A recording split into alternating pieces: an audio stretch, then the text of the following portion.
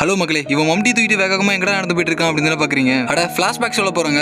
அதிகலாம் வேணாம், ஒரு வருஷம் மட்டும் அப்படியே பின்னாடி போங்களேன். தேங்காய் மண்ணுக்குள்ள போட்டு அது முளைக்குதா இல்லையா அப்படிங்கிற மாதிரி ஒரு வீடியோ போட்டிருப்பாங்க. அது நல்லாவே முளைச்சு வந்துருச்சு. அதை நான் தான் வீடியோ அதுக்கப்புறம் அப்டேட் பண்ணாம விட்டுட்டேங்க. இப்போ நீங்க ஸ்கிரீன்ல பாக்குறீங்களா, இந்த தென்னங்கன்னு தாங்க நான் தென்னங்காய முளைய போட்டேன். ரெண்டுமே நல்லா சூப்பரா முளைச்சு வந்துருந்துங்க. அட மழை காலத்துல இந்த தென்னங்கன்னு இன்னுமே சூப்பரா செழிப்பா இருந்ததுங்க. பச்சை பசேன்னு இருந்துச்சு பாக்குறதுக்கு. அட இப்ப ஏன் காஞ்சு போய் கிடக்கு அப்படின்னு தானே கேக்குறீங்க. இந்த தென்னங்கண்ண ஆடு மாடு ஒரு பக்கம் கிடைக்குதுன்னா அடிக்கிற வெயிலுக்கு தண்ணி எல்லாமே சுண்டு போச்சுங்க. தண்ணி சுத்தமா இல்லாதனாலேயே இந்த செடிகள் எல்லாமே காஞ்சிட்டு கிடக்குதுங்க. இந்த நிலைமை இப்படியே நீடிச்சுன்னா என்ன ஒரு மாசத்துல இது எல்லாமே செத்து போயிருங்க. அதனால இது பிரோஜனமா ஏதோ ஆக்கிடலாம் அப்படின்னு சொல்லிட்டு இந்த தேங்காய் பூ வெட்டி இதுக்குள்ள தேங்காய் பூ இருக்கான்னு செக் பண்றதுக்காக தாங்க இதை நோண்டிட்டு இருக்கேன். ஒருவேளை இந்த தேங்காய் மண்ணுக்குள்ள இருந்து தோண்டி எடுத்ததுக்கு அப்புறமா அது தூக்குறப்போ சுத்தமா அந்த தேங்காய் வெயிட்டே இல்லாம தாங்க இருந்துச்சு. நான் இன்ன வரைக்கும் ஒரு டைம் கூட அந்த தேங்காய் பூ சாப்பிட்டதே கிடையாதுங்க. அதனாலேயே இதை வேகமா எடுத்துட்டு போய் உரிச்சு இதுக்குள்ள என்ன இருக்குன்னு பாக்குறதுக்காக ரொம்பவே ஆர்வமா இருந்தது. உள்ளார தேங்காய் பூ இருக்குமா இருக்காதா அப்படிங்கிற ஒரு சந்தேகத்துல இந்த தேங்காயை வேகமா மம்டியில உரிக்க ஆரம்பிச்சுங்க. ஆனா அந்த மம்டியில உரிக்கிறதுக்குள்ள ஒரு வழி ஆயிடுன்னு நினைச்சுக்கிட்டு அதை கையிலேயே சும்மா இழுத்து பார்க்கலாம் வருதான்னு பார்த்தா மட்டை ஈஸியா வந்துருச்சுங்க. இதே மரத்தை வந்து அறுத்து விட்டு ஒரு தேங்காய் எடுத்து மட்டை எப்படி உரிக்க சொன்னா கண்டிப்பா அதை இப்படி உரிக்கவே முடியாதுங்க. ஏன்னா அது ரொம்பவே ஹார்டா இருக்கும் அப்படிங்கிறது நம்ம எல்லாத்துக்குமே தெரியும். இந்த தேங்காய் ஒரு வருஷம் மண்ணுக்குள்ள இருந்ததுனால என்னமோ தெரியலங்க, அந்த மட்டையை உரிச்சோன்னே ஈஸியா வந்துருச்சு. ஆனா சுத்தமா வெயிட் இல்ல, உள்ள தேங்காய் பூ இருக்காது அப்படிங்கிறது 50% எனக்கு தெரிஞ்சு போச்சுங்க. இருந்தாலும் பரவாயில்ல, நம்பிக்கை விடாம அந்த தேங்காயை வெட்டி பார்த்தரலாம் அப்படின்னு சொல்லிட்டு ஒரு கொடுவாய் எடுத்துட்டு வந்து அந்த தேங்காய் வெட்டுறேன். அது ரொம்பவே கஷ்டமா இருந்துச்சுங்க. ஒரு வழியா அதை வெட்டிட்டு உள்ள பார்த்தா என்ன தெரியுமா இருக்கு, ஃபைனலா நம்ம ஆவலுடன் எதிர்பார்த்த அந்த தேங்காய் பூ என் கையில கிடைச்சிச்சுங்க.